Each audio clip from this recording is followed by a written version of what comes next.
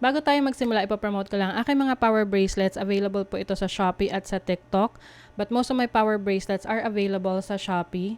So, lahat po yan ako yung gumagawa. Meron tayong mga protection bracelets. So, this is a combination of fire agate and lucky red string, which I have been using for more than 4 years na. And then, meron tayong dalawang klase ng obsidian evil eye. We have the smaller version, which is the 6mm bead and the 8mm bead. This is good for warding off negative energies around you. And of course, yung mga evil eye. And then, we have the anti-evil eye bracelet. So, para to sa mga anti-inggit, ganyan, sa paligid nyo. And then, also, we have the selenite evil eye. So, the good thing about this is, multi-purpose na siya. Kini-cleanse na niya yung energies around you.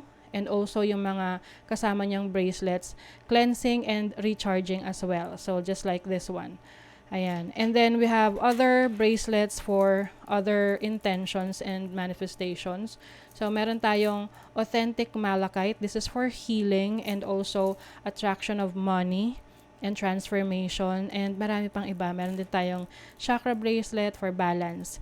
And we have the tiger's eye for courage. We have howlite for concentration and focus. We have rose quartz for attraction of love, self-love, and of course, amethyst for intuition, healing. Ayan. Lahat ng bracelet may kasama ng instruction leaflet, extra string, and a cute pouch.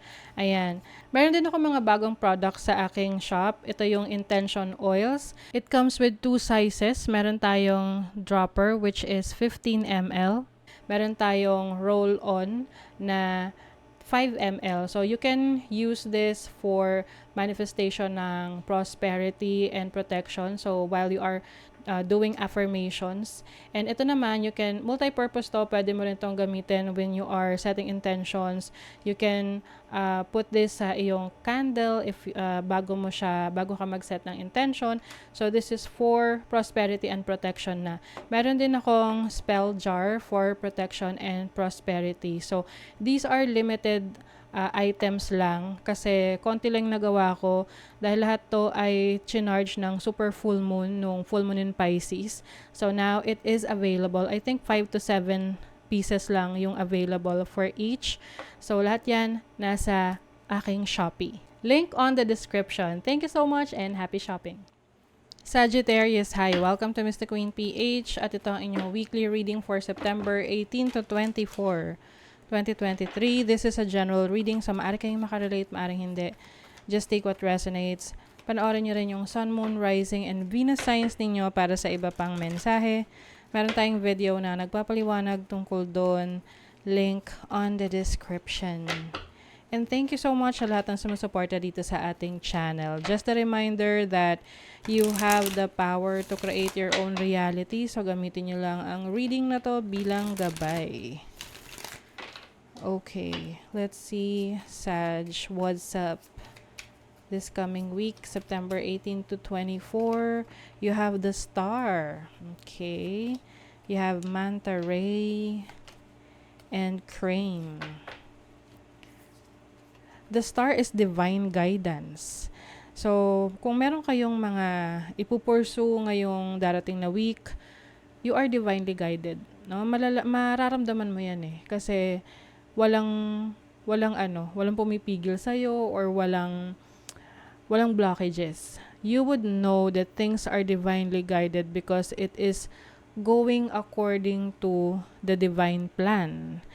Pero, halimbawa, meron kang plano, no? Meron kang gustong gawin, pero for some reasons, hindi siya natutuloy or parang merong ibang nire-redirect ka, no? Oo. So, ibig sabihin nun, you are being guided to a better situation or a better option for you. Okay?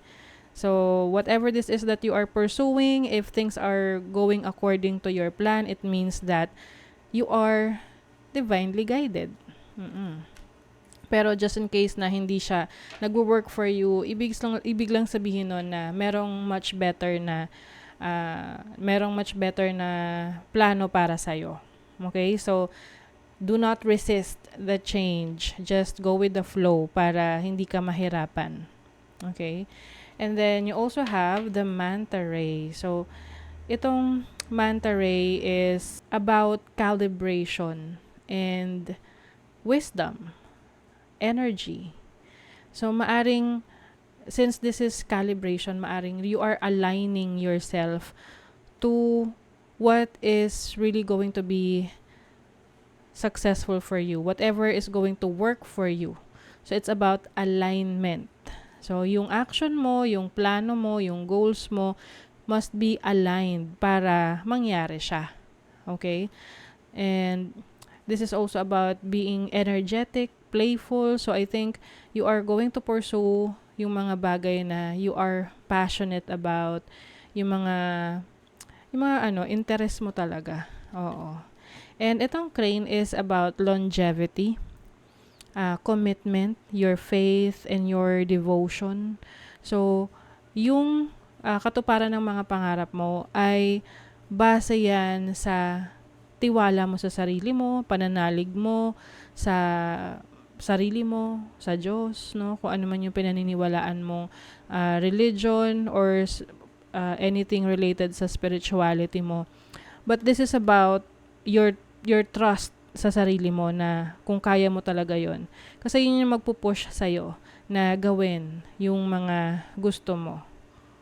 Okay? But, it's just telling me na meron kayong gagawin ngayong week na to na divinely guided.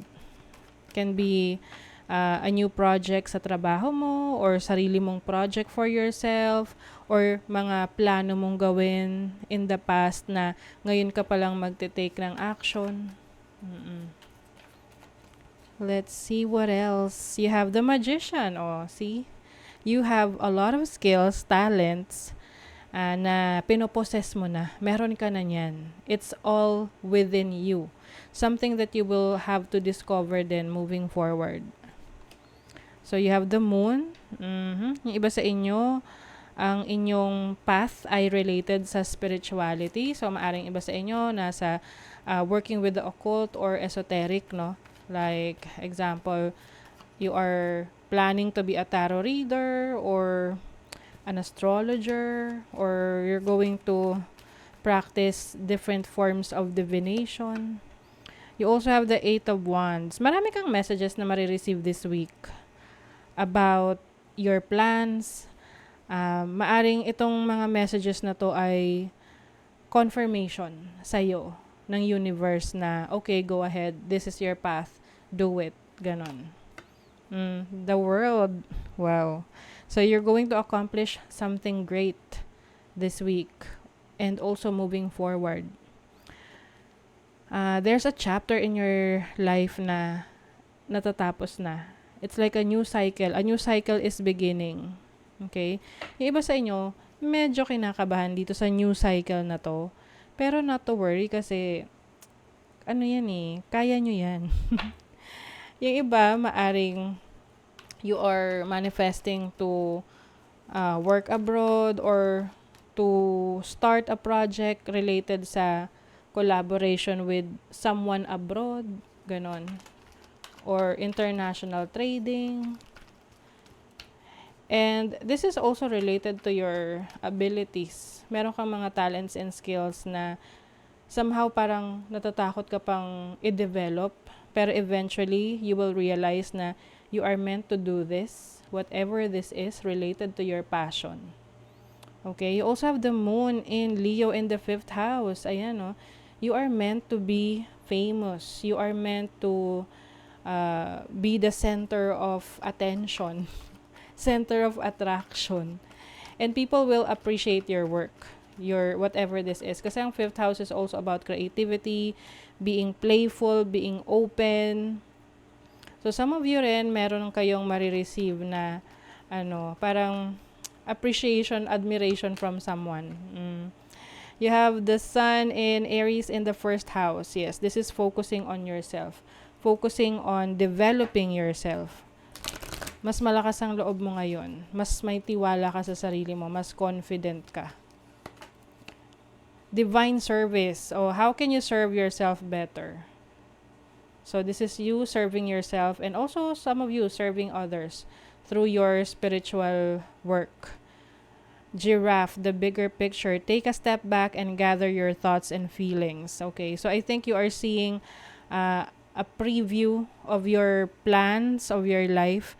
And kapag overwhelming ang isang bagay, ano muna, take a step back and tingnan mo muna, i-reassess mo yung situation. What are your plans? Where are you headed? Saka ka mag-take ng action. Okay? So that is your reading, Sagittarius. Kung nagustuhan nyo to, naka-resonate kayo, mag-comment kayo dyan, like, share, subscribe para lagi kayong updated sa ating mga readings. Thank you so much, Sagittarius. See you again.